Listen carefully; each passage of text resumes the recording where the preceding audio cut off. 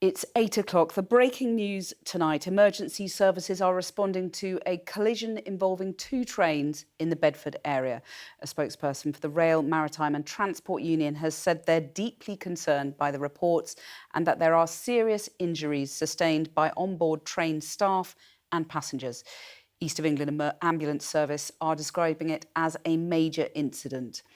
In the last hour, Bedfordshire Police have urged friends and families of those on board not to travel to the scene of the collision. Well, let's go back now to Emma Birchley in the newsroom.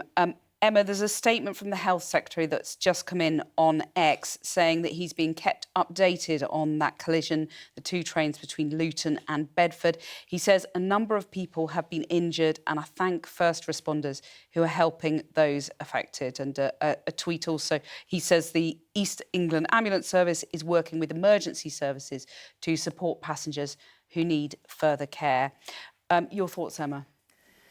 Well, we're coming up now to 3 hours nearly since this collision happened south of Bedford. So the location said to be a couple of miles south of Bedford station. These two trains heading south towards London. One of them at least one thought to be a Luton Airport Express train. The location south of the Elstow interchange between the A421 and the A6. We've heard from a rail expert who has said just how baffled he is that this could have happened. It's exceedingly rare, thankfully, for incidents like this to occur. But the investigation will have to go on to discover exactly what occurred with this. But at the moment, as you can see from these live pictures from the Sky News helicopter, it's still very much an active incident. There are still emergency services at the scene, and this stretch of railway line will remain closed for the foreseeable future while this incident is dealt with. We know that there have been a large number of casualties.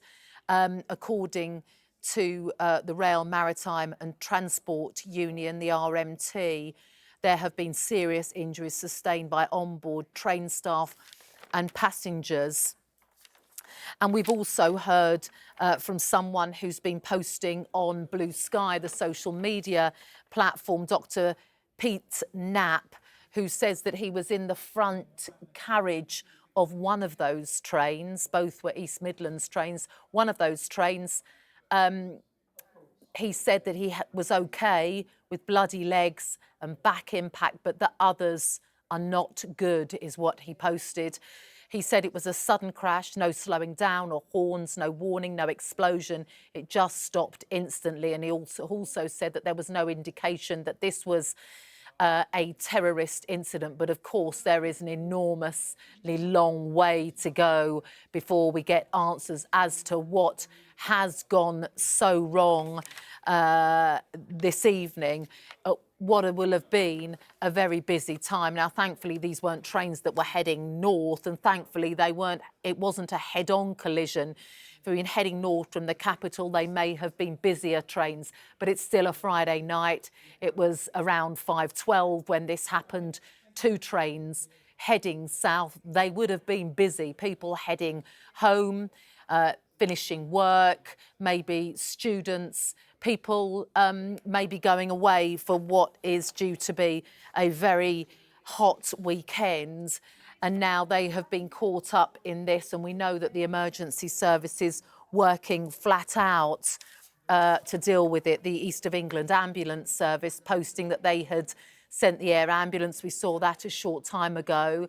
And their hazardous area response team to what they've called a major incident. And again, like the police, encouraging people to avoid the area. Now, it does appear when you look at these pictures that most of the people there do appear to be in high vis, which would give you the impression, at least, that they are either rail workers or emergency workers, and that hopefully anyone that's been caught up in this has been evacuated a short time ago. We saw ladders up to the doors to get people out, because of course when you think about going to a train station, you're climbing down. It might be a bit of a climb down onto the platform. Well, when you haven't got the platform there, it is a big old jump. So ladders provided to help people out of that. And important to note too, what we were hearing from that rail expert, a reminder that there would be many others that would be caught up in this. And if they're electric trains, there will be no power. Probably the overhead lines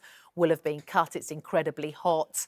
It may be busy on those trains, and there will be no air conditioning. So actually, it's not just the people on these two trains that are the priority, but also the people on the other trains who've had to stop in their tracks as they make their journeys because of what's happened here a couple of miles south of Bedford.